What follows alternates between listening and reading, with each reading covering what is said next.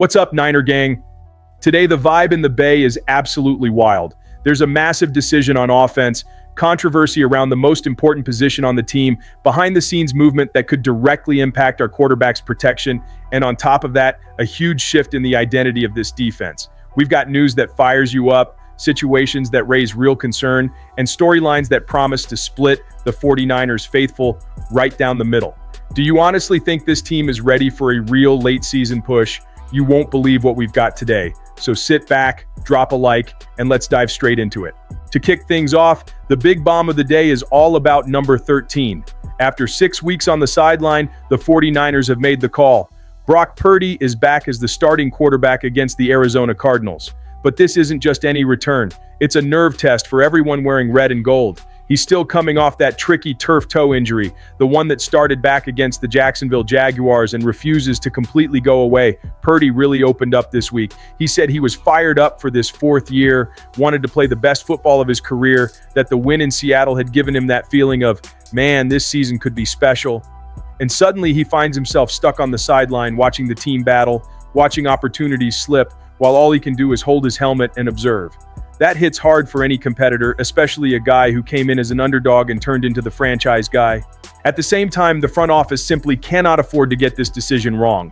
Turf toe is no joke, and we all know that if he tweaks it again, the chaos comes right back to the doorstep. Mac Jones stepped in, held things together, kept the team alive in the playoff hunt, and earned respect in the locker room and among fans. If Purdy comes back tight, hesitant, or feeling that injury, the pressure on the front office and on Kyle Shanahan is going to explode. But here's the key point. When Purdy is healthy, he plays. That's been the message from day one. The system is built around him, the offense has his identity, and this public show of confidence is also a message to the locker room. This is still our guy. The question is no longer if he's the franchise quarterback. The question now is different. With only 7 games left, can he shake off the rust, put the injury in the rear view, and drag this team toward January? And you, faithful, do you think the 49ers are right to put Purdy back in now, or did they take an unnecessary risk? Just picture that first drive at Levi's Stadium. Offense lined up, Cardinals showing blitz, Purdy changing the protection at the line, that tense silence right before the snap. If he gets the ball out quickly, shows mobility in the pocket, and commands the huddle with confidence, the crowd breathes. But if we see hesitation, late throws, trouble planting that foot on his dropbacks, every ghost of that injury comes back in a heartbeat. This game isn't just another regular season Sunday, it's a live audition for the immediate future of the franchise. The truth is, while everyone wants to talk about the quarterback, there's a huge elephant in the room in Santa Clara that nobody in that building can ignore: the offensive line. And just when that concern reaches a boiling point again, the market drops a name on the table that feels custom-made for the 49ers. Faithful La'el Collins, battle-tested veteran, former Cowboys standout, and one of the biggest right tackles available, is officially back on the open market. And when you put 49ers and available right tackle in the same sentence, the debate catches fire fast enough for Levi's Stadium to feel the heat. Because let's be honest, the Niners' offensive line has been an emotional roller coaster. Trent Williams is a monster, no one questions that. But the right side, that's where the danger lives. Every time the opposing pass rush starts winning off that edge, the fan base goes back to the same frustrated line. How long are we going to keep kicking this problem down the road? Colton McKivitz has heart, effort, and toughness, but the pressure on him to hold down that job has become a weekly storyline. You can't hide it anymore. It's the weak spot of this offense. And that's not an overreaction. The front office has already shown it's on high alert. They've brought in multiple tackles for workouts in recent weeks. 5 different names tested, essentially in search of someone who can hold the fort if another injury pops up. That tells you 2 things. The team knows it has a serious issue up front, and it's actively scanning the veteran market. What they were missing was a guy who combined experience, size, and a legitimate high-level resume. That's exactly where Collins enters the picture. No, he's not the same dominant right tackle he was before the knee injury, but we're still talking about a player with more than 80 career starts, a proven road grader in the run game, a solid pass protector when healthy, used to facing elite pass rushers, and experienced in schemes that demand movement and quick processing.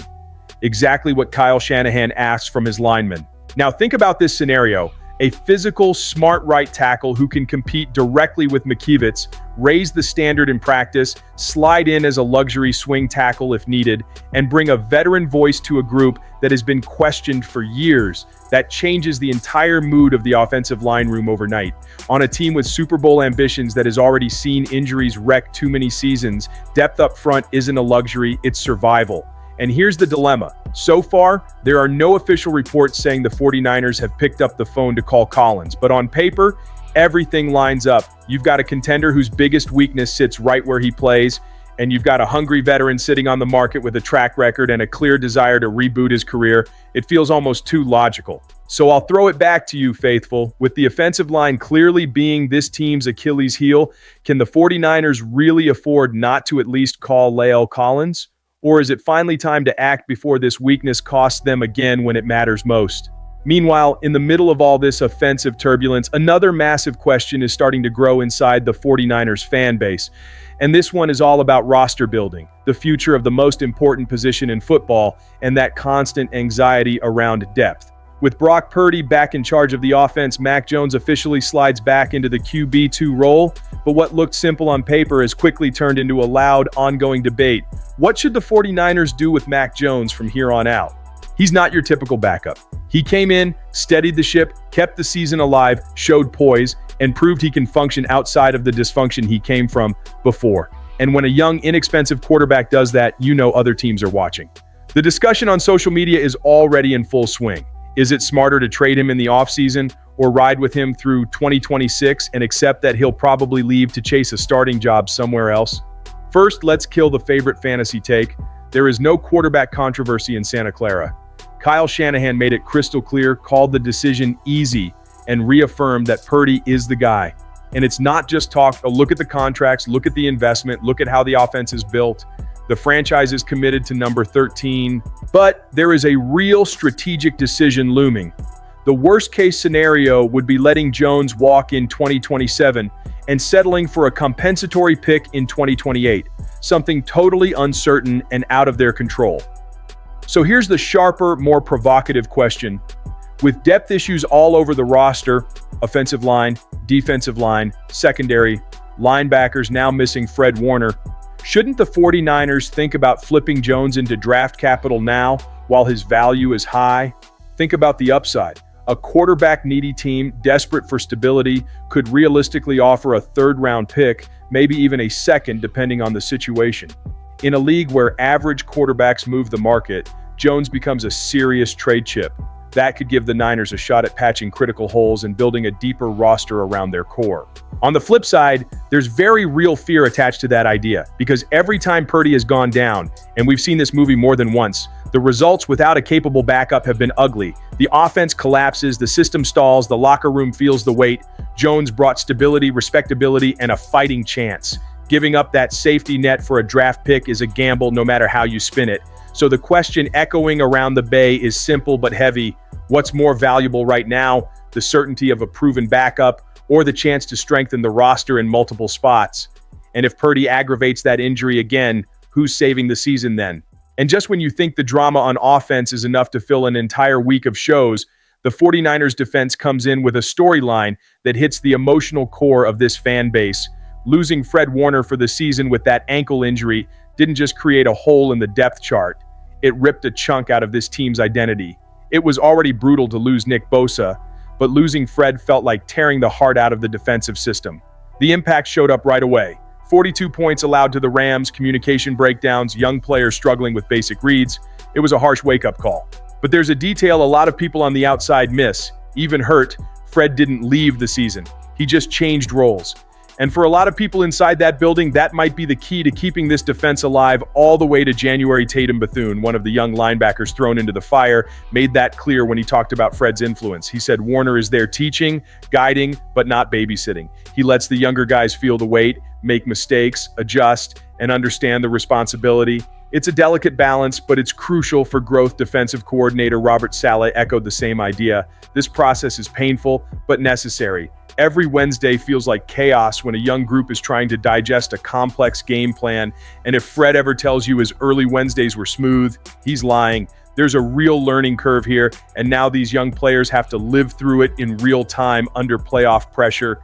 What stands out most, though, is how Warner's presence still pulses through this team. Just days after the injury, there he was at Levi's Stadium, getting a loud ovation from the crowd, hyping everyone up, embodying that standard he set for years. That matters. It helps keep the defensive culture intact. It keeps the bar high.